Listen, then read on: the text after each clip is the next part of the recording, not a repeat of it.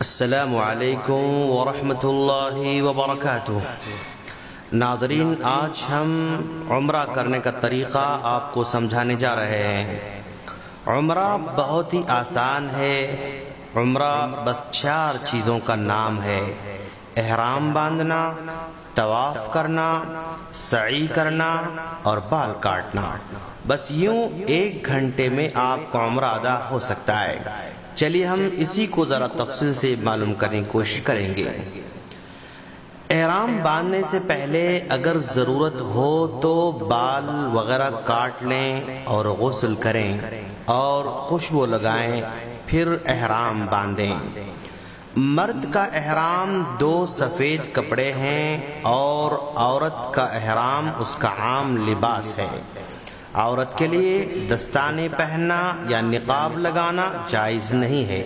اللہ کے رسول صلی اللہ علیہ وسلم کا فرمان ہے، احرام والی عورت نہ نقاب لگائے نہ دستانے پہنے۔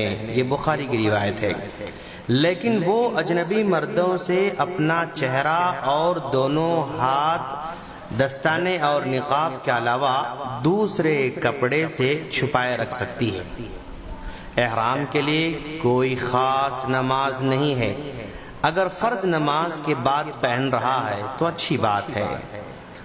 اب ہم دھیرے دھیرے احرام باندھنے جا رہے ہیں اور اس کی نیت یہ کریں گے: احرام باندھتے وقت لبیک عمرتن یا اللہم لبیک عمرتن کے الفاظ ادا کریں گے۔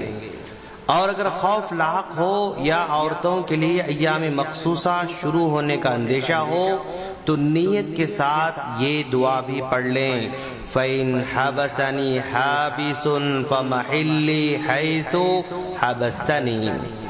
اگر کسی عارضے نے مجھے روک لیا تو میری نیت وہاں تک ہی ہے جہاں اس نے روک لیا۔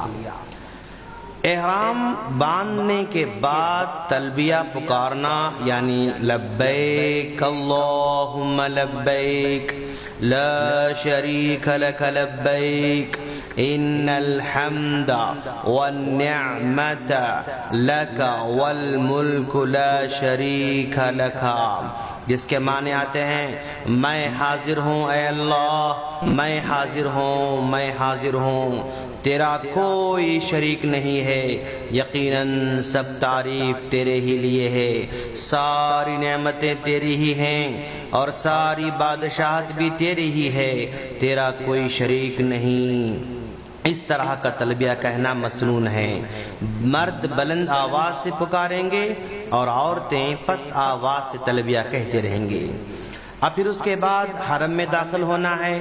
حرم میں داخل ہونے سے پہلے دعا پڑھیں: بسم اللہ والصلاة والسلام علی رسول اللہ، اللہم اغفر لی ذنوبی وافتح لی ابواب رحمتک، اعوذ باللہ العظیم وبوجہہ الکریم وبسلطانہ القدیم من الشیطان الرجیم۔ یہ دعا پڑھتے ہوئے حرم میں داخل ہوں اور اپنے دائیں پیر کو پہلے داخل کریں۔ اب پھر اس کے بعد دھیرے دھیرے کعبۃ اللہ کی طرف آگے بڑھنا ہے۔ مطاف میں تلبیہ کہنا بند کر دیں اور پھر اس کے بعد حجر اسود کے مد مقابل جائیں۔ عمرہ کرنے والا طواف کے دوران کعبہ کو اپنے بائیں جانب رکھے گا۔ پہلے 3 چکروں میں تھوڑا تیز چلنا ہے اور اسی کو رمل کہا جاتا ہے۔ اسی طرح پورے طواف میں اضطباء کرنا سنت ہے۔ اضطباء یعنی اپنی چادر کے درمیانی حصے کو اپنے داہنے کندھے کے نیچے لے کر اس کے دونوں کناروں کو بائیں کندھے پر رکھنے کو کہتے ہیں۔ یعنی سیدھی بات یہ کہ اپنے سیدھے کندھے کو کھلا رکھیں۔ طواف کعبہ کے 7 چکر لگانے ہیں۔ ہر چکر حجر اسود کے سامنے سے شروع ہوگا اور اسی پر ختم ہوگا۔ طواف کرنے والے کو حجر اسود کا استلام یعنی اپنے ہاتھ سے اس کو چھونا اور اس کے پاس سے گزرتے وقت اس کو بوسہ دینا مسنون ہے۔ اگر بوسہ نہ دے سکے تو اپنے ہاتھ سے اس کو چھوئے اور اپنے ہاتھ کو بوسہ دے سکتا ہے، اور اگر یہ بھی ممکن نہ ہو تو کسی چیز سے جو اس کے پاس ہو، جیسے چھڑی وغیرہ سے اس کو چھو سکتا ہے، لیکن اس چیز کو بوسہ نہ دے۔ اور اگر یہ بھی نہ ہو سکے تو دور ہی سے اپنے ہاتھ سے اس کی طرف اشارہ کرے، مگر ہاتھ کو بوسہ نہ دے۔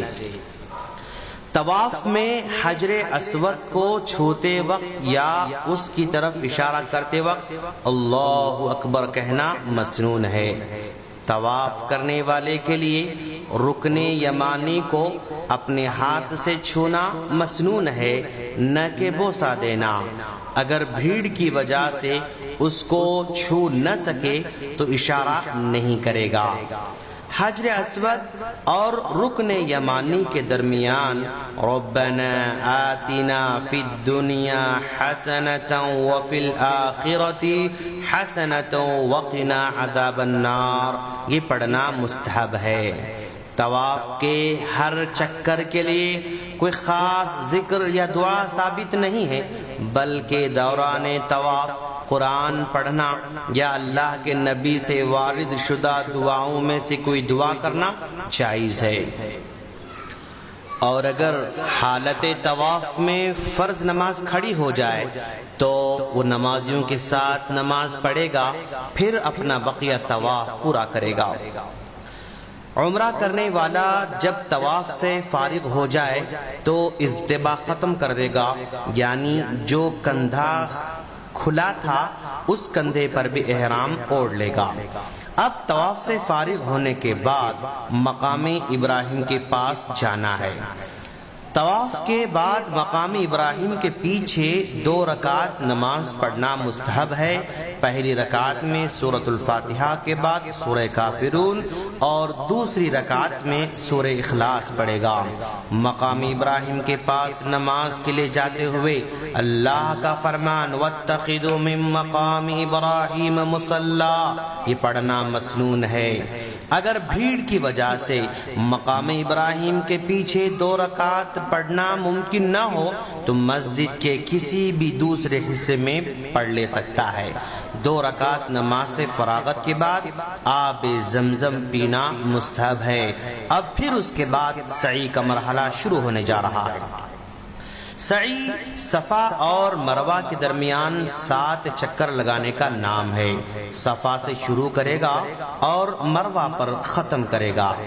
پہلے چکر میں صفا کے قریب ہوتے وقت اللہ کا یہ فرمان ان الصفا والمروة من شعائر الله فمن حج البيت او اعتمر فلا جناح عليه ان يطوف بهما ومن تطوع خيرا فإن الله شاكر عليم، یہ آیت پڑھے۔ پھر اس کے بعد ابدأ بما بدأ اللہ کا کہنا بھی مسنون ہے، اور یہ صرف سعی کے پہلے چکر میں کہے گا۔ صفا پر اتنا چڑھنا مستحب ہے کہ کعبہ کو دیکھ لے اور اپنے دونوں ہاتھ یہ دعا پڑھتے ہوئے اٹھا سکتا ہے اللہ اکبر اللہ اکبر اللہ اکبر۔ اس کے بعد 3 مرتبہ لا الہ الا اللہ وحدہ لا شریک لہ لہ الملک ولہ الحمد وہو علی کل شیء قدیر، لا الہ الا اللہ وحدہ لا شریک لہ انجز وعدہ ونصر عبدہ وہزم الاحزاب وحدہ، یہ دعا پڑھے اور اس کے بعد جو چاہے دعا کر سکتا ہے۔ سعی کرنے والا جب 2 سبز نشانوں کے درمیان سے گزرے تو اس شرط کے ساتھ تیزی سے چلے کہ دوسروں کو تکلیف نہ ہو، باقی سعی کی جگہ عام چال چلے۔ جب مروہ پر جائے تو بھی یہی دعا پڑھے جو یہ دعا پڑھنے کے بعد اپنی جو چاہے دعا کر سکتا ہے۔ سعی کے دوران اس کا احرام اس کے دونوں کندھوں پر ہی رہے گا۔ اگر دوران سعی نماز کھڑی ہو جائے تو پہلے نماز پڑھ لے، پھر اپنی بقیہ سعی مکمل کر لے۔ سعی میں کوئی خاص دعا یا ذکر نہیں ہے، بلکہ جو چاہے دعا کر سکتا ہے۔ سعی کے لیے اگرچہ وضو شرط نہیں ہے، لیکن باوضو ہونا افضل ہے۔ اب اس کے بعد بال کاٹنے کا مرحلہ آنے جا رہا ہے۔